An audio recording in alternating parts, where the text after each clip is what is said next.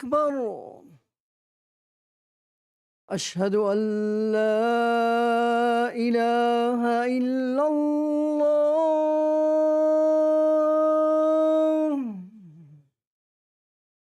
أشهد أن لا إله إلا الله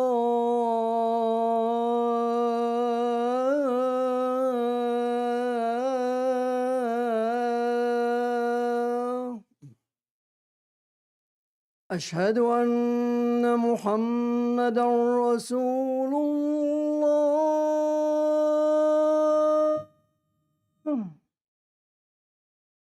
أشهد أن محمدًا رسول الله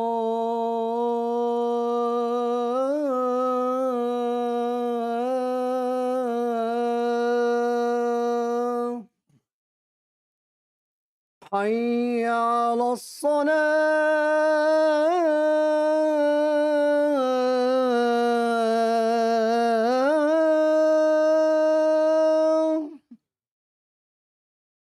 حي على الصلاة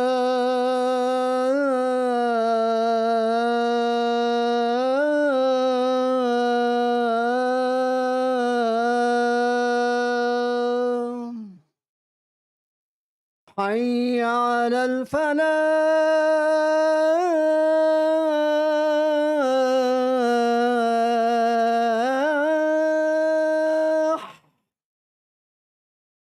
حي على الفلاح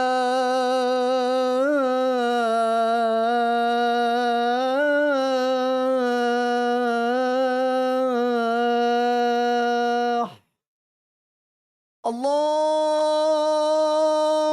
أكبر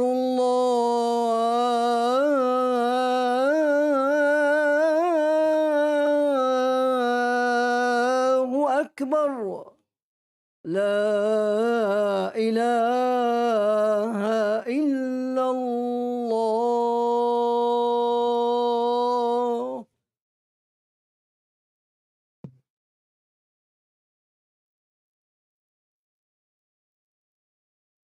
الحمد لله ثم الحمد لله الحمد لله نحمده ونستعينه ونستهديه ونستغفره ونستنصره ونعوذ بالله من شرور أنفسنا ومن سيئات أعمالنا من يهد الله فهو المهتد ومن يضلل فلن تجد له وليا مرشدا واشهد ان لا اله الا الله وحده لا شريك له الها واحدا احدا صمدا لم يتخذ صاحبه ولا ولدا ولم يكن له كفوا احد واشهد ان نبينا وعظيمنا محمدا عبد الله ورسوله وصفيه من خلقه وحبيبه اللهم صل وسلم وبارك على نبينا محمد وعلى آله وصحبه أجمعين وبعد.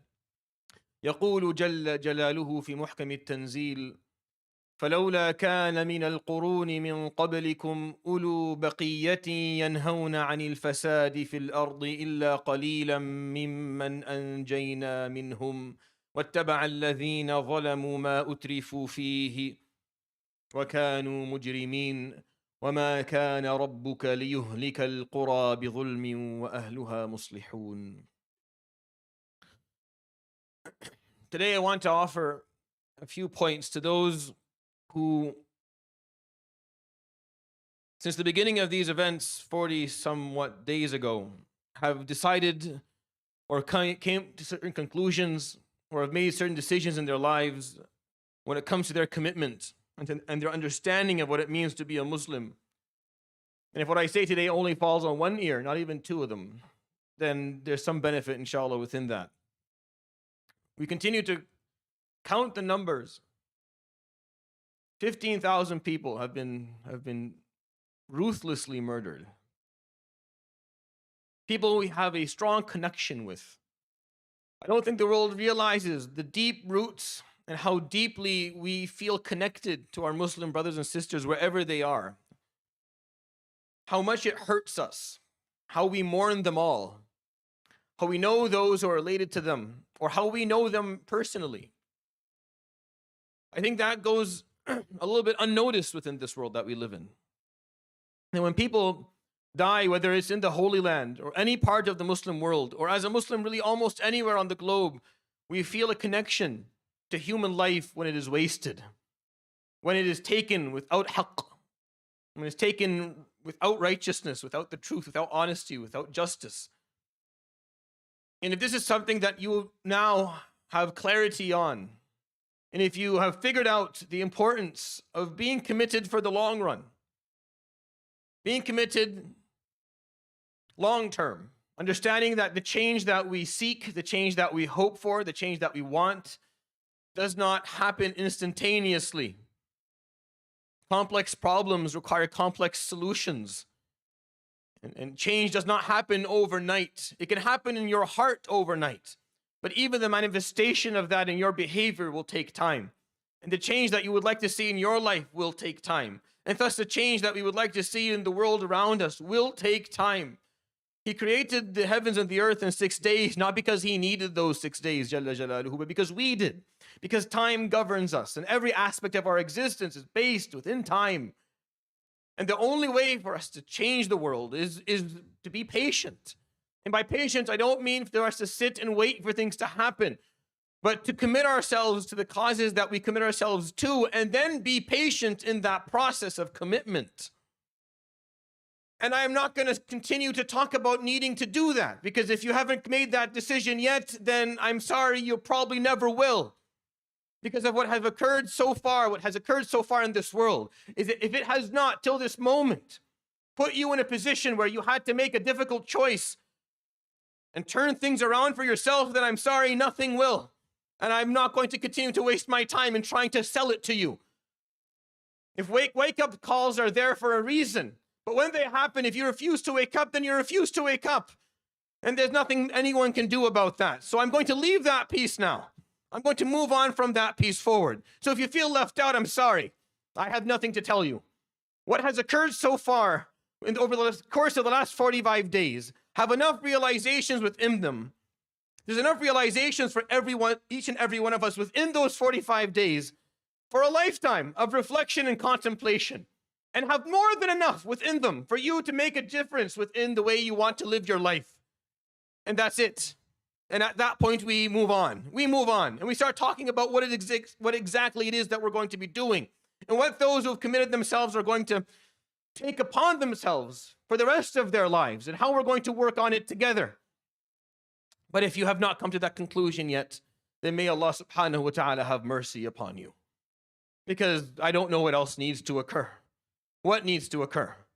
Do you need to see the Masjid al-Aqsa in rubbles? Do you need to see the Kaaba in ruins? What exactly needs to happen? Honestly, if we understand our deen, it doesn't even take one life. It doesn't.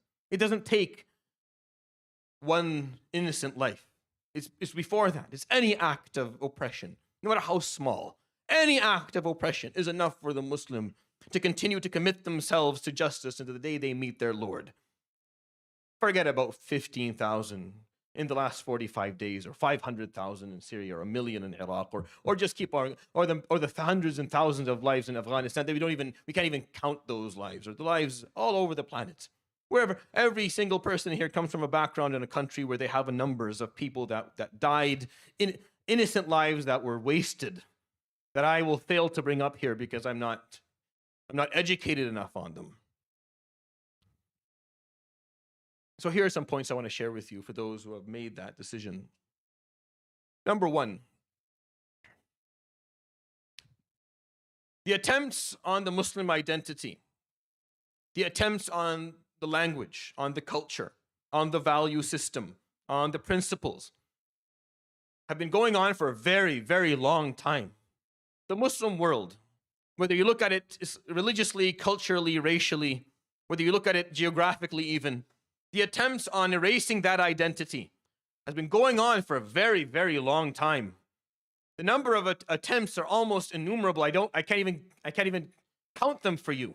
Some of them were attempts that were put together by the major forces that exist on this planet.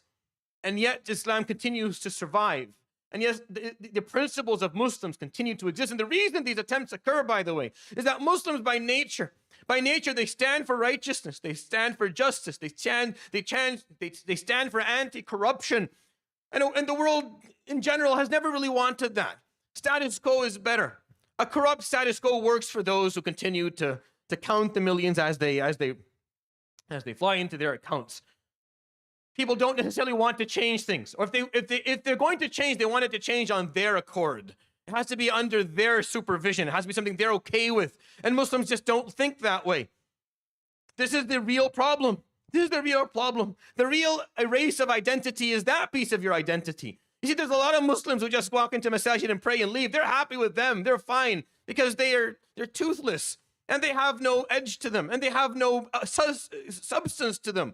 They're happy with that. But a Muslim who's going to say that's wrong and that's unjust, and I'm not okay with that. And no, I will resist your attempts to change who I am and take away my identity and take away my principle and my value system. That's a different story. But let me tell you that those attempts have been going on for hundreds and hundreds of years, and they have failed. And the reason they fail is because Muslims continue to adhere to their masajid, they adhere to their families, they educate their youth. We continue to do this no matter how dark it gets and how difficult it is. We continue to do that. We continue to take care of our families and have children and educate them and bring them to and build masajid and bring children with all of the flaws that come with that, by the way. With all of the flaws of the masajid and those who run it and those who are in charge of it, we continue to do it. And in essence, the concept is still there. And that's important for us to point out for ourselves. If you're committed, understand this is important and it exists and it will never stop. The time it stops is the time where all Muslims have given up on justice. They've given up on righteousness. They've given up on istiqamah. And that's when the countdown to Yawm al-Qiyamah begins. And most scholars, when they talk about Ya'juj and Ma'juj, their understanding of it is just confusion. This is a time where there's no justice anymore. And the human race gets fed up. And oppression, it just breeds anger. And it breeds hatred. It breeds animosity. And it can get people to the point where they stop thinking rationally. And some of the stuff you heard about occur. It's when Muslims stop speaking for that which is true or truthful. That's when. And as Muslims, this number one point is important. The attempts will continue. The attempts on your identity, on your principles, on your values will continue to try and take those away. See if maybe you'll compromise a couple of them. See if maybe you'll give up on a few of them. And we don't.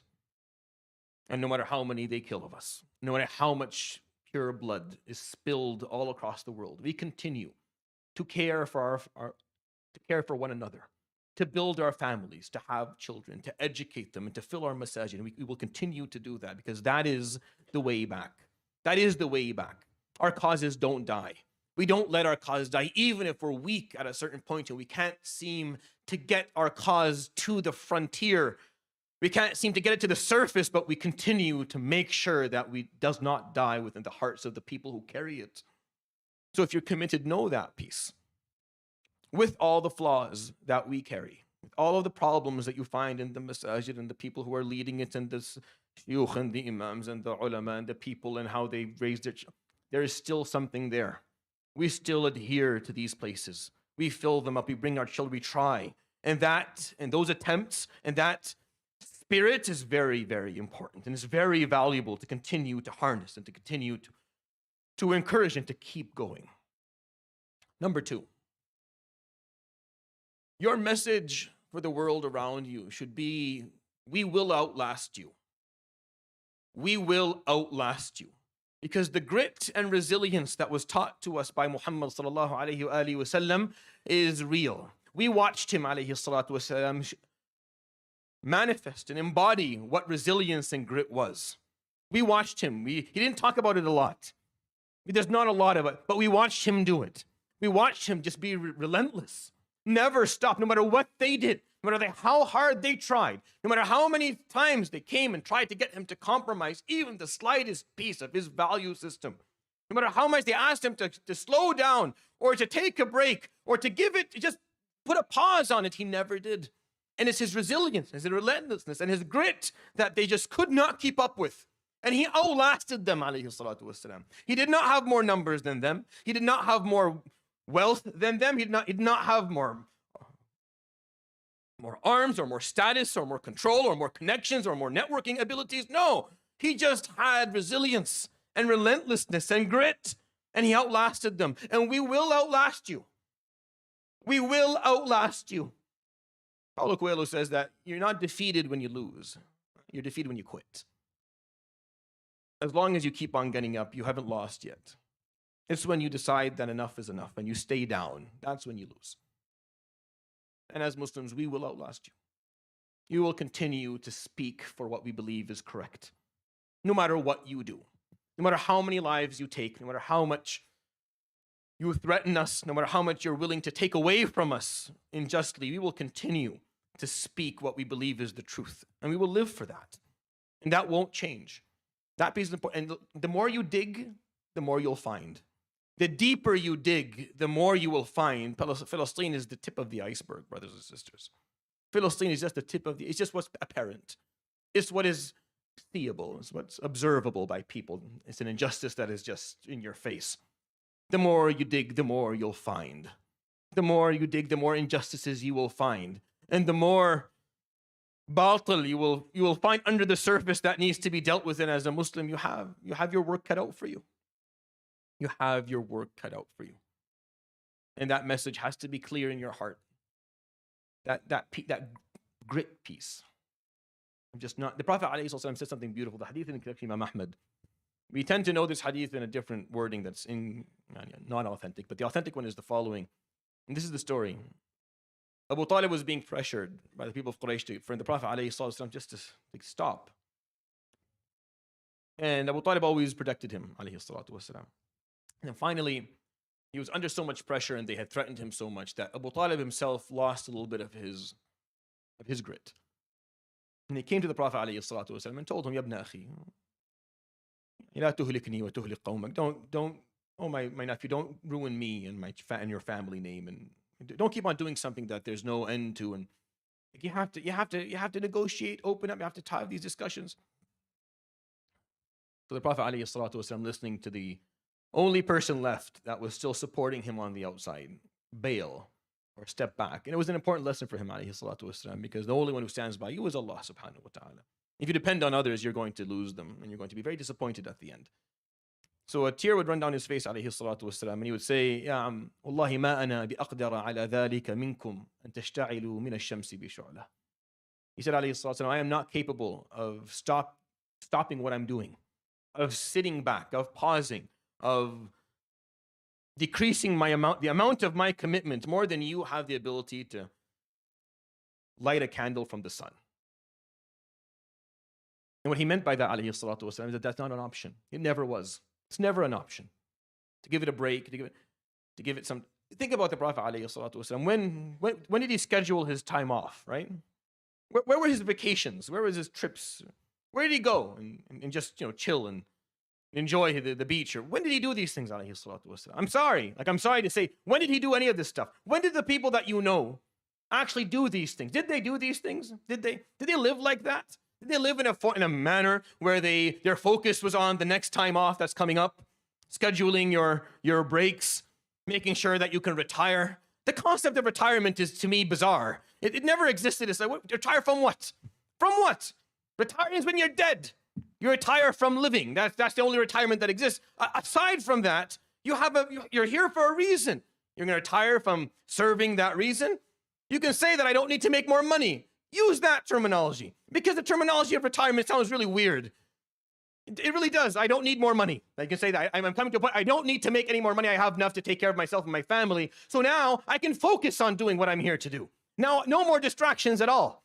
Now I don't need to spend any time trying to make money. I can just focus on doing what I am here to do and focus on the causes. We have to become creative with the way we express our causes, ya akhwan. We have to become creative in the way that we make sure that we take our causes from a local or a national platform to something beyond that. And that doesn't happen with a half-committed society, with people who are only half-committed, only in their spare time, only when they have time. Your time is owned by God himself. All of your time is for him. The reason you go to work is because he told you to. He's going to tell you, go make money and feed your kids. And don't stand in front of a masjid asking for handouts. Go make sure you take care of your family. So you go and do it. But there's no such thing as I need time to do this. You need time? Let me explain something to you. When someone comes to me and I don't see them for a while, I give a salam to them. I say, hey, where you been? And he tells me I'm busy. You know what he's telling me? Sorry, Sheikh, you don't make the cut. I have a priority list. You ain't on it. You're not high enough. What you do ain't high enough. That's what they're saying. That's what you're saying. Look, your words and your actions to you may mean different things. I am here to translate them for you. When you say I can't find time, what you're saying is I don't prioritize anything to do with what you're talking about. It doesn't matter to me because what you care for, you will do. What you prioritize, you will do. 100% of the time, if something is on your priority list, you will do it. And if it's not, it won't. So don't lie to yourself. Yeah? I don't have time. You don't have time. That's all you have. That's all you got. And if you didn't learn, you just didn't prioritize this specific problem. This specific issue isn't on your list. When you say that, you feel better. Because at least now there's honesty. And when there's honesty, there's hope for maybe changing things. Islam is not a part-time gym membership. This is not something you do when you have the time for it. This is what you live for, and this is what you die for when needed. And there's anything less than that in defining what Islam is to you is just wrong. It won't function. But it's what they want. They want a quiet, non-confrontational, okay with the status quo type of Muslim. Just happy to walk into a masjid, do his prayer, and leave. They're happy. That's what the world wants. That's not what he did, alayhi salatu wasalam. That's not why he established these places. That's not why he taught us the Quran. That's not why he taught us to pray. None of it. There's way more to it than that. أقول قولي هذا وأستغفر الله لي ولكم فاستغفروه يغفر لكم يا فوز المستغفرين استغفر الله.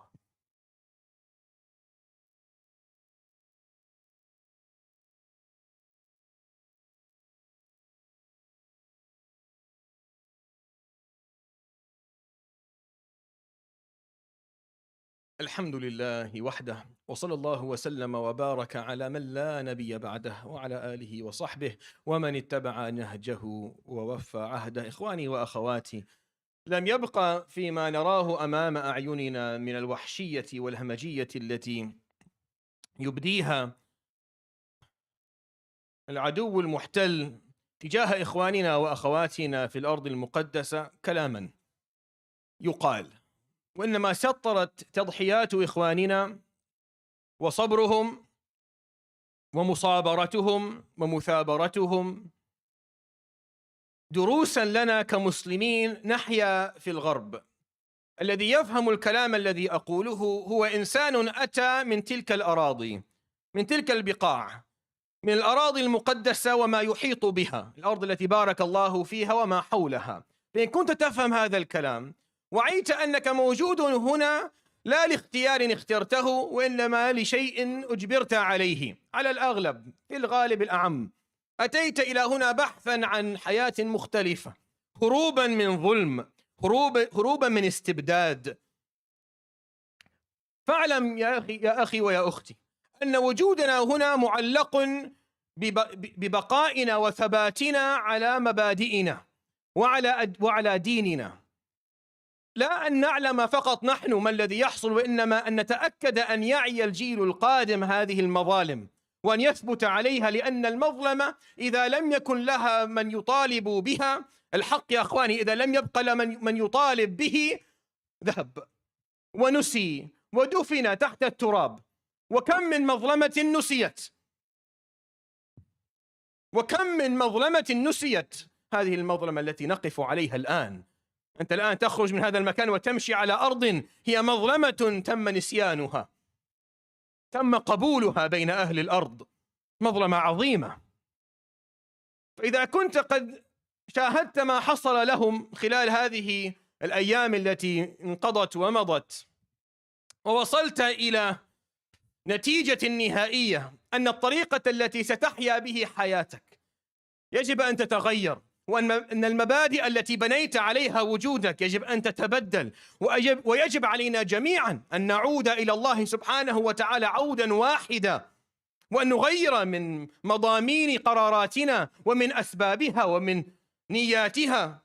وأن نحيا حياة هي فعلا لله سبحانه وتعالى. فإذا وصلت إلى هذا علمت أننا كأمة ما زلنا نخضع لمحاولات الغير في تبديل هويتنا وفي التخلص من لساننا وفي التخلص من قيمنا.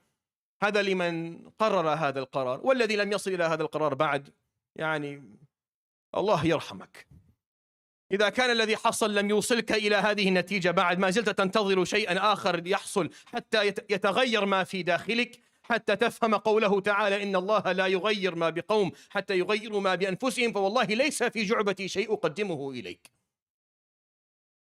فإن الله سبحانه وتعالى قد جعل لنا في هذا العام ما يوقظ ضمائرنا، فالذي يرفض أن يوقظ ضميره فهذا بينه وبين الله. أما إذا كنت وصلت إلى هذا فاعلم أن هذه الأمة أمة صابرة، تعرضت لا لقصف القنابل وإنما لقصف الفكر، وصمدت، وبقي هذا اللسان حيا وبقي هذا الكتاب حيا. فاعلم أننا مطالبون بالإبقاء عليه ما استطعنا إلى ذلك سبيلا. My final point that I want to share with you: don't hasten Allah subhanahu wa ta'ala, hasten yourself. Don't hurry him. Don't be preoccupied by why it is that he hasn't done what you think maybe should have happened and why these things are occurring. That is a waste of time, and it's also borderline rude. It's not acceptable. We don't hasten Allah subhanahu wa ta'ala. We hasten ourselves. We don't ask why this has not happened and that has not occurred. We ask, why have I not happened? Why have I not occurred? And why am I waiting? What am I waiting for? What exactly am I what needs to occur in order for me to You don't turn to Allah. أم حسبتم أن تدخلوا الجنة ولما يأتكم مثل الذين خلوا من قبلكم مستهم البأساء والضراء وزلزلوا حتى يقول الرسول والذين آمنوا معه متى نصر الله ألا إن نصر الله قريب. The prophets and those who were standing by them came to a moment. The people who are doing it right, the people who know they're doing it right because they're standing by a prophet, they're not trying to figure it out as they go along like the majority of us. No, those who are with prophets, we're doing it correctly, who are doing everything the way they should have done it, came to a moment and said, Mata Nasrullah, when will the victory of Allah actually occur? Say, Ala inna Nasrallahi qareeb. Indeed, it's close. Don't hasten Allah. It's not my business. It's not my part to hurry him. My part is to hurry myself. What am I not doing? What could I be doing different? And that making that decision and turning things around. Over the next few weeks, I'm going to talk about Surah Al-Anfal. Yes, Surah Al-Anfal. Surah Al-Anfal talks about the laws of success, or laws of victory, if you will. In those early surahs in the Quran, it's not a long one. Everything around it is over a juz'. And amongst them is only 10 pages. And it gives the laws. It's beautiful. I encourage you over the next week or so to read it yourself and see if you can figure out what I'm alluding to. And I'm going to share with you certain verses from the surah every week and show you what Allah subhanahu wa ta'ala believes to be the reasons for success and the reasons for failure. What he's pointing out subhanahu wa ta'ala to us as what we need to do in order for us to find victory at some point in our future, and what is holding us back. And hopefully, inshallah, that will be for those who have chosen to commit themselves to a life where Allah subhanahu wa ta'ala is the number one priority, where their deen is a close second, where their community is right there within those two priorities themselves. And hopefully we'll find our way within that. I hope that was a benefit to you. واعلموا أن الله أمرنا بأمر عظيم فقال إن الله وملائكته يصلون على النبي يا أيها الذين آمنوا صلوا عليه وسلموا تسليما اللهم صل على محمد وعلى آل محمد كما صليت على إبراهيم وعلى آل إبراهيم وبارك على محمد وعلى آل محمد كما باركت على إبراهيم وعلى آل إبراهيم في العالمين إنك حميد مجيد وارض اللهم عن الأربعة الخلفاء السادة الحنفاء أبي بكر وعمر وعثمان وعلي وارض اللهم عن أزواجه أمهات المؤمنين وعن آله الطيبين الطاهرين وعن صحابته الغر الميامين وعن التابعين ومن تبعهم بإحسان إلى يوم الدين وعنا معهم برحمتك يا أرحم الراحمين اللهم اغفر للمسلمين والمسلمات والمؤمنين والمؤمنات الأحياء منهم والأموات اللهم فرج هموم المهمومين ونفس كروب المكروبين وارفع الغم عن المغمومين وارفع الظلم عن المظلومين واحقن دماءنا ودماء أهلنا في فلسطين يا رب العالمين. اللهم احقن دماءهم، اللهم تول أمورهم، اللهم اجبر كسرهم، اللهم استر عورتهم، اللهم آمن روعتهم، اللهم اربط على قلوبهم، اللهم اربط على قلوبهم، اللهم انصر إخواننا المرابطين في المسجد الأقصى ورده إلينا في العاجل القريب يا رب العالمين، وردنا أجمعين إليك وإلى دينك ردا جميلا، وتب علينا اللهم من جميع ذنوبنا توبة نصوحا طهرنا بها قلبا وجسدا وروحا، وما ذلك عليك اللهم بعزيز، ولا حول ولا قوة إلا بالله العلي العظيم. عباد الله، إن الله يأمر بالعدل والإحسان وإيتاء ذي القربى وينهى عن الفحشاء والمنكر والبغي، يعظكم لعلكم تذكرون. أقم الصلاة.